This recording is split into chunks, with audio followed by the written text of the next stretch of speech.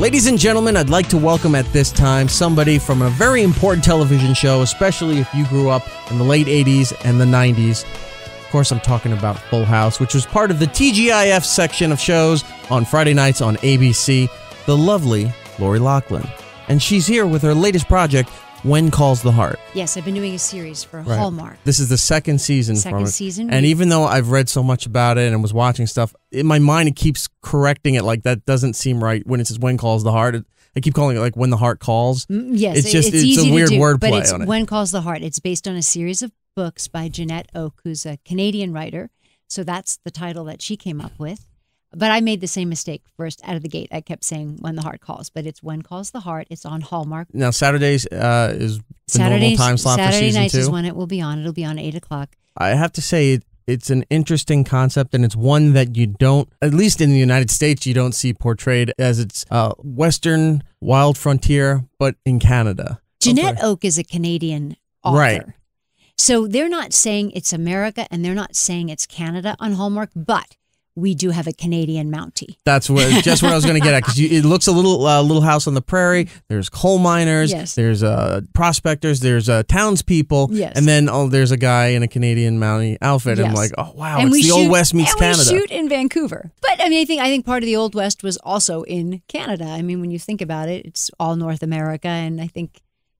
Canada at the time wasn't too dissimilar to America, just like now Canada is not too dissimilar to America. No, but at least in the United States, it doesn't get portrayed as much as far as the history of Canada or the locations of Canada, because they always try to disguise, like if you're shooting in Vancouver, they usually try to disguise it as New York or in Toronto. Right? They try to play it off as anywhere but Canada. But to see this kind of frontier situation with Canadian influence to it is really something new, at least for America, right? To watch this and go, wow, it doesn't seem like it's supposed to click together, because whenever you think of that kind of frontier and Old West and stuff like that, you always think American. Right. But to see this crossover, it's like, okay, I'm in now, because I'm not used to this. It's a bit strange, right? But it got my attention, and now I'm going to follow where this goes. Yeah.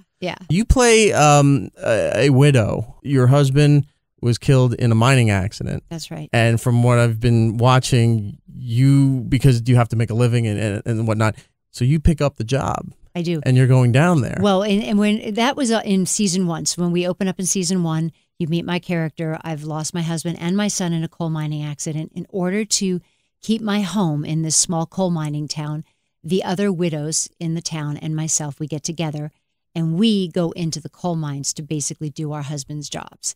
And we triumph, and we end up keeping our homes, and we stay in the town. But we're always going up.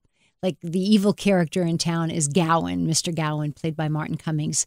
So when we meet my character again this season, he's trying to pin the coal mining accident on my husband. So we open up season 2 with a court case, and Abigail, my character, and the character of Gowan are going up against each other. And then from there we move on, because we didn't want to just stay with the tragedy. But we wanted to still focus on the community and the women, the friendships, and add a little more romance and a little more love to the show. Yeah, I was going to say rebuilding your lives once you get so it's to a lighter, point, brighter, happier season, and that's the direction Hallmark wanted it to go in. And I think that's the natural direction in life. When you have suffered a tragedy, what are you going to do? You can either succumb to it, or you pick yourself up and you go on. So we want to show the side of these people, these townspeople, moving forward. The show, I saw, or at least from a lot of the things I read, was very popular during season 1, but it picked up during the off time as far as on demand. Like the on demand viewership was actually really high for this show. Wow, you know more than I do. Oh, that's not good. You should know everything about this. I didn't follow that portion. Right, the on demand for the show, and it seems to be a lot of shows that are starting out. Some don't get the footing, some do get the footing, right. But it really kicks in thanks to on demand, and thanks to if you're part of a Netflix or something like that, I think it's a where new people way. will jump in after word of mouth, and now all of a sudden the show's really going to take off. And I also think it's it's the new way that people are viewing things in general. Like I don't think people are adhering to a schedule as much as like when I was a kid growing up, when they put a special on ABC at 8 o'clock on Tuesday night. You had to watch it, or if you didn't missed watch it then, you didn't see it. Maybe you got to see it in the springtime when they reran it, hopefully. But now you have so many options. There's so many ways to watch content. There are so many cable stations. There's online product. And then, like you're saying, you can either set your DVR and watch it later, or you can order it on demand, or you can get it on iTunes. And there's so many, or Netflix. There's just so many different ways to download and watch content on your own schedule. What you just said there about if you didn't watch it when you were younger, you missed it, and hopefully they would rerun it over the summer. Does anything come to mind that you missed as a kid? And then did you ever come across it like on YouTube, or the movie was sitting somewhere like when Blockbuster and stuff was still around and go, oh my God, I wanted to see this back in the day? Right. Nothing jumps to mind because I have to tell you, I was a complete TV junkie. I was a walking TV guide when I was a child. And if something was on, and let me tell you, if Scott Baio was in it and he was making a special guest star appearance in some show, be it The Love Boat or whatever, I knew, and I was home and with my girlfriends and we watched it. Like it was a date. We made a date with television. And I think that's a little bit of a difference nowadays. Television doesn't dictate when you're going to sit down and have a date. You kind of create it on your own now. So you went from Chachi to Charles in Charge. Oh, and everything in between. I did watch Charles in Charge, but it was really Happy Days, and then Joni Loves Chachi, and then along the way, ABC would have him guest star on, or Battle of the Network Stars. Do you remember that Battle of the Network Stars? Right. And I would watch that because he'd be on that. And do you ever get a chance? Well, he came on an episode of Full House. He did an episode of Full House years later. He came on and did it. He did an episode. He played John's old friend, and they used to ride motorcycles together. And it was the one episode where John's character was going to jump his motorcycle off a roof of a building. I don't remember. I'm kind of like, but that was the gist of it. Okay, anyway, I think I'm recalling it now. A guest star, because whenever I think of the weird guest stars, I always think of Kirk Cameron episode when he comes on there, and, right. and you're like, oh my God, the two shows are crossing up, but not Kirk really. And I don't know. Yeah. We had a lot of fun guest stars, but the one that sticks in my mind is Scott Baio. You've done a great job since leaving Full House and Aunt Becky, even though that does follow you everywhere and everyone talks to you about it, and other roles and stuff that you've done, you don't come off as Aunt Becky, which is a great thing. Thank you. One movie I saw not too long ago, and it was an interesting genre for you to appear in, which is a horror thriller kind of, when you did Crawlspace. Oh, yes. Right? With Steven Weber, who, for those who don't know, Wings on NBC is how I best remember him. And Jonathan Silverman. Right. Weekend at Bernie's. And he also had a show on NBC right after Friends for The Single Guy. Yeah, The Single Guy. Right. That's right, he did. Crawlspace, it was a really weird movie about you moved into a new house, but the original owner was still living in the house without you knowing. Steven Weber's character had flipped his lid, and it was loosely based on a true story that happened, I think it was in Japan. And a family moved in. A lot of those movies are all Japanese based. The Grudge, The Ring, things like that. A family really did move into a home, and they didn't realize that the previous owner moved in and was living in the attic. But he was crazy in the fact that he was living in the attic. In our version of Crawlspace, Steven Weber is crazy, and he's become a murderer. But, right. But in this Japanese version that they picked up the story from, it was the family discovered like the previous owner was just set up shop and was like set a little home up in the attic. That's interesting because usually the American version of a Japanese story has to be, I don't want to say dumbed down, but it has to be kind of tamed a little bit. When they did The Ring and they did The Grudge and stuff like that. Yeah, this is the other side where the guy who was just in the house wasn't doing this, but in the American version, he was there, but he killed the neighbor because the neighbor was trying to say he's walking around in your house, so he went over there and killed her, and then he's attacking the family and everything like that. So you guys really stepped it up for the American version. Yeah, we did. And the fun thing about Crawlspace is it was a tiny little movie. We shot it, I think, honestly, in 10 days. It was so quick, if even that. We had one location, and it was just a project that everyone just came together because we wanted to work together, and it was fun. It was just a small little project. It was just such an unusual selection to see you in this, because I don't think I remember you doing anything in that kind of genre before. No, early on I did a movie, 1,000 years ago, with James Spader and Erik Stoltz called The New Kids. And that was a little bit of a kind of a horror, at the end we had guns and whatever, but I hadn't done anything like that in a very long time. And would the you truth continue is, doing it? Yeah, I would. Because the truth is, I don't personally like to see horror movies because they do scare me. I really do get scared, but I love to make them. Because when you can see the behind the scenes and how it's all done, it takes away. Really fun. Like it's really, it does. It takes away, the fear, so you can do it. and it's fun. Well, do you watch it then afterwards? I did watch Crawlspace. Okay. I did, yes. Yes. And I thought actually for what it was, I thought it turned out really well. It was fun. It was campy. It was fun. And I enjoyed it. And I loved at the end that my character like grabbed a gun and, slow motion diving to the ground. And it was just fun, something I don't get to do, like you said. Right. Well, if you're going to do more of that, I think it really adds to a level of you being in those kind of movies that are very popular right now, those weird, messed up horror, like Unfriended is the newer version of those. There's a mystery killer that everyone's trying to figure out. All these teens are disappearing and getting killed because of something they're doing, like chatting online, stuff like that. Right. But to go into that genre and knowing your history, you're not that type fit for that genre, actually added something to it. Like, she's not supposed to be in this. I want to see how this works out. Different. Yeah, that's cool. And it doesn't take you out of the thing either, That's cool. Other project that you've worked on, obviously, Farce of the Penguins, Bob Saget's movie. Oh, that's Bob. Which he managed to get everybody. We all went movie. into a little bit, yeah. And I guess kind of an unofficial Full House reunion in that movie, even though they're all penguins because of all the voices in there. Great movie. But I do want to talk to you about a movie that I grew up with because it was on all the time. I think HBO. Rad. Back to the Beach. Oh, Back to the Beach. Yes. I loved Back to the Beach because I didn't know, as a kid, I didn't know the Annette Funicello storyline with her doing all the beach blanket and Frankie Avalon doing beach blanket bingo and all that. In the 50s, they were huge. I didn't know that because being a little kid in the 80s and stuff and watching that, but I saw Bob Denver and Pee Wee Herman and you weren't Aunt Becky yet, but you were playing Sandy in the movie. And them going into the whole dance number for Jamaica Ska. Right, Pee Wee Herman. Right. Yeah. And it was just one of those movies where I watched it so many times, but I didn't know exactly what was going on. But then it just became, I didn't care what was going on. I love this movie so much.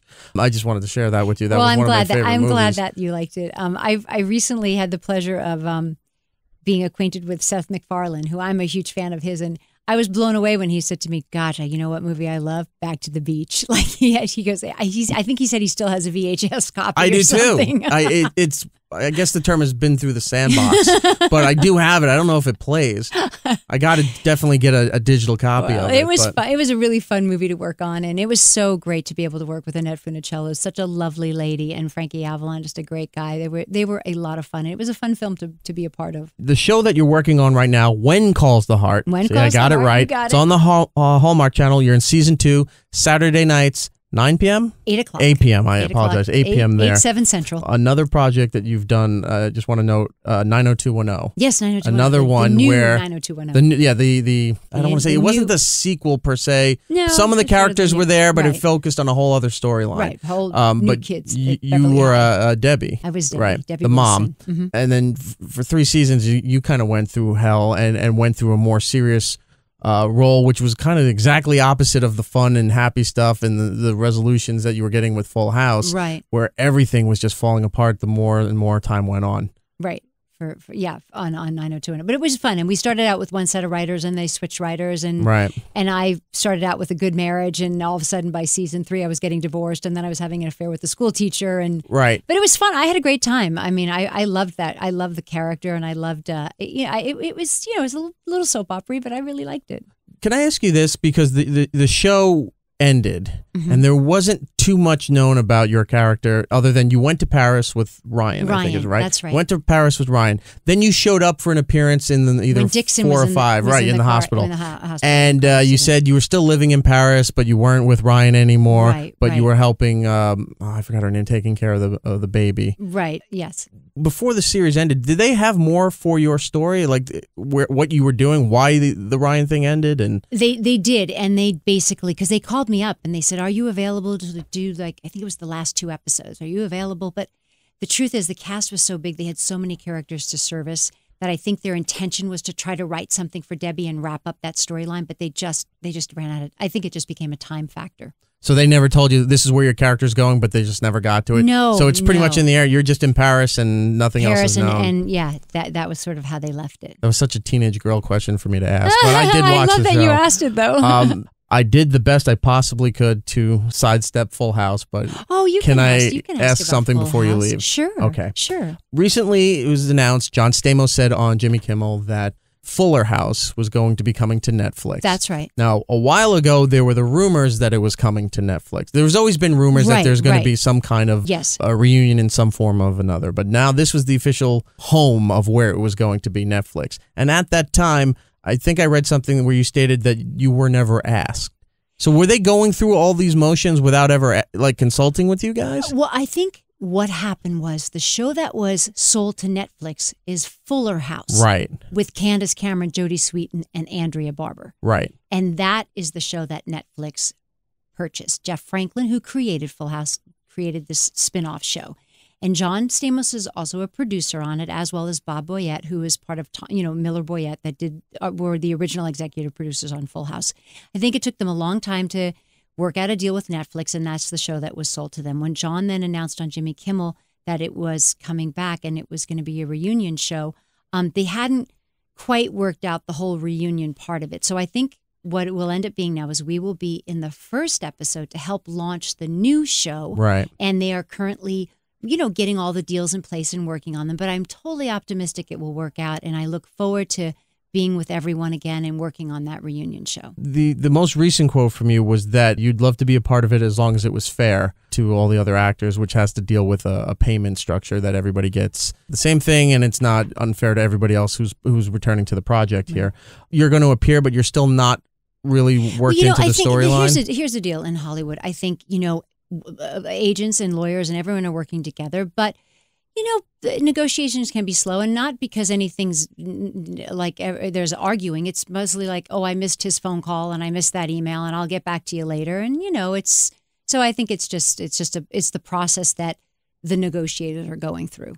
You've been one for fanning the flames for a long time because your Instagram and your Twitter, you do a lot of the throw. I know. I'm saying you've always been a fan since the show has gone. Of that show. You've thrown a lot of old photos and stories and things up there. And so, when they say, oh, look, what does this photo mean? What is she saying here? You've been doing it for such a long time. Yeah. You've been such a fan and such love with that cast and that project. I've always embraced it. Everyone always thinks you're putting out spoilers or teasers or something. She's like, no, she's been doing it since this stuff came out. I've always embraced the show, and I've never tried to distance myself from it, and I genuinely love it, and I'm appreciative of the fact that I had that job and that time period in my life. So I do post a lot of pictures because I think it's fun, and I think it's what the fans want to see. When you left the show, I know you have to go, but when you left the show, did you take anything from the set that meant something to you? Stamos took it all. I was going to ask, did Stamos take, remember he had the framed, I think it was a pink pig that used to be on Michelle's wall? Oh, that's right. Or a bunny? He has, I saw a bunch of stuff at his house once, and it was very funny. We went downstairs and it's a room he had, and I'm like, oh my gosh, you're the one that took everything. But yeah, no, You didn't take anything? I didn't take anything. But John is very sentimental like that, and he always took a lot of video and a lot of pictures, and so it would make sense that he would have a lot of the little odds and ends that were on the set. I'm going to have to go visit John's house. He should turn it into a museum. He really should. He could, actually. With all his Disney stuff and Full House stuff, he actually could. It's Lori Loughlin on Twitter and Instagram. Same name. You're one of the few that managed to get your name for both, which is great. Yes, I did. It's Loughlin. The show is When Calls the Heart on the Hallmark Channel, Saturdays, 8 p.m. Yes. Lori, thank you so much for coming on the show. You are so sweet. Thank you. This has been a huge honor for me. Oh, thank you. That makes me feel special. But everybody can do